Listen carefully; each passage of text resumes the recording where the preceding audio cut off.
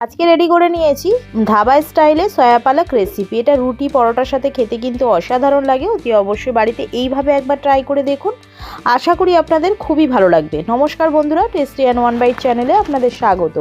বন্ধুরা কেমন আছেন? আশা করি বন্ধুরা ভালো আছেন। আজকে যে রেসিপিটা নিয়ে আমি হাজির হয়েছি সয়া পালক রেসিপি। এর জন্য আমি এখানে পালং শাক নিয়ে নিয়েছি। পালং শাকগুলোকে আমি বেছে ভালো করে ধুয়ে নেব। যে সকল বন্ধুরা ভিডিওটাকে দেখছেন তাদেরকে অনুরোধ রইল পুরো ভিডিওটা দেখার জন্য। যে সকল নতুন বন্ধুরা এখনও পর্যন্ত আমার চ্যানেলটিকে সাবস্ক্রাইব করে উঠতে পারেননি তাদেরকে অনুরোধ রইল ভিডিওটা ভালো লাগলে একটি লাইক একটি সাবস্ক্রাইব করে চ্যানেলটির পাশে থাকার জন্য। তো প্রথমে আমি সয়াবিনগুলোকে সিদ্ধ করে নেব। কড়াইতে জল দিয়ে সয়াবিনগুলোকে দিয়ে আমি ভালো করে সিদ্ধ করে নিয়ে তুলে নিয়ে ঠান্ডা জলে এটাকে খানিকক্ষণ আমি রেখে দিয়ে ভালো করে কষলে ধুয়ে নেব। আর এখানে আমি কড়াইতে আবারও জল দিয়ে দিয়েছি, দিয়ে দিলাম আমি পালং শাকগুলোকে, দিয়ে এগুলোকেও আমি সিদ্ধ করে নেব। এবারে তুলে নিয়ে এগুলোকে ঠান্ডা করে পেস্ট করে নেব।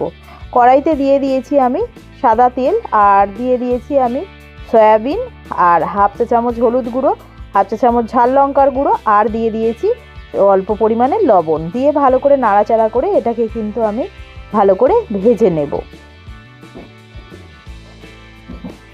কড়াইতে আবারও আমি তেল দিয়ে দিলাম। এখানে আমি সরিষার তেল ব্যবহার করেছি। দুটো শুকনো লঙ্কা ফোড়নে দিয়ে দিলাম, দুটো তেজপাতা দিয়ে দেব, আর দিয়ে দেব দারচিনি, এলাচ আর লবঙ্গ দুটো দুটো করে নিয়ে এখানে আমি দিয়ে দিলাম। দিয়ে ভালো করে নাড়াচাড়া করে নিচ্ছি।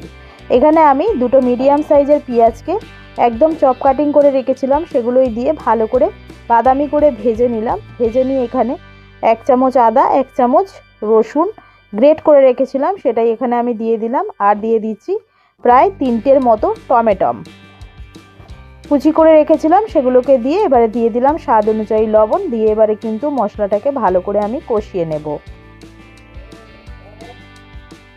এখানে দিয়ে দিচ্ছি আমি গোটা জিরে, আর দিয়ে দিচ্ছি ধনিয়া গুঁড়ো 2 চামচ মতো, আর দিয়ে দিলাম কাশ্মীরি লঙ্কার গুঁড়ো কালারটা হওয়ার জন্য হাফ চা চামচ মতো দিয়ে দিলাম। দিয়ে ভালো করে নাড়াচাড়া করে আবারও মশলাটাকে কষিয়ে নিয়ে আমি এখানে দিয়ে দিচ্ছি যে পালং পাতাটাকে আমি পেস্ট করে রেখেছিলাম সেটাই দিয়ে ভালো করে নাড়াচাড়া করে নিচ্ছি।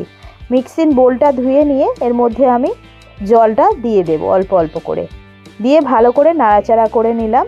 করে নিয়ে এবারে এটা ফুটতে শুরু হলে আমি সয়াবিনগুলোকে যে ভেজে রেখেছিলাম সেগুলো এর মধ্যে আমি দিয়ে দিলাম।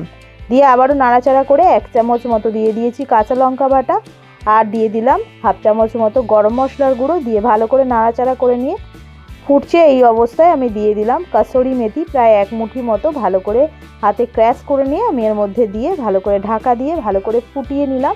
তো এরকম গাঢ় গাঢ় হয়ে গেছে। এবারে আমি এটাকে স্ট্যান্ডিংয়ে রেখে দেব, ফ্লেমটা অফ করে দিয়ে। রেডি হয়ে গেছে সয়া পালক রেসিপি। খেতে কিন্তু অসাধারণ হয়েছে। অতি অবশ্যই বাড়িতে এইভাবে ট্রাই করবেন। রুটি পরোটার সাথে খেতে কিন্তু অসাধারণ লাগে। ভিডিওটা যদি ভালো লেগে থাকে তাহলে অতি অবশ্যই একটি লাইক একটি সাবস্ক্রাইব করে চ্যানেলটির পাশে থাকার জন্য অনুরোধ রইল। কমেন্ট করে জানাবেন রেসিপিটা কেমন লাগলো। ভিডিওটাকে বেশি বেশি করে শেয়ার করে দেবেন। বেল আইকনটা প্রেস করতে ভুলবেন না। বেল আইকনটা প্রেস করলে সবার আগে নোটিফিকেশন আপনাদের কাছে পৌঁছে যাবে আমি যে নিত্যদিন ভিডিওগুলো ছাড়ি। আমি আবারও একটা নতুন রেসিপি নিয়ে হাজির হব। ততক্ষণ আপনারা সুস্থ থাকবেন, ভালো থাকবেন। আজকের মতো এইটুকানি। ধন্যবাদ বন্ধুরা।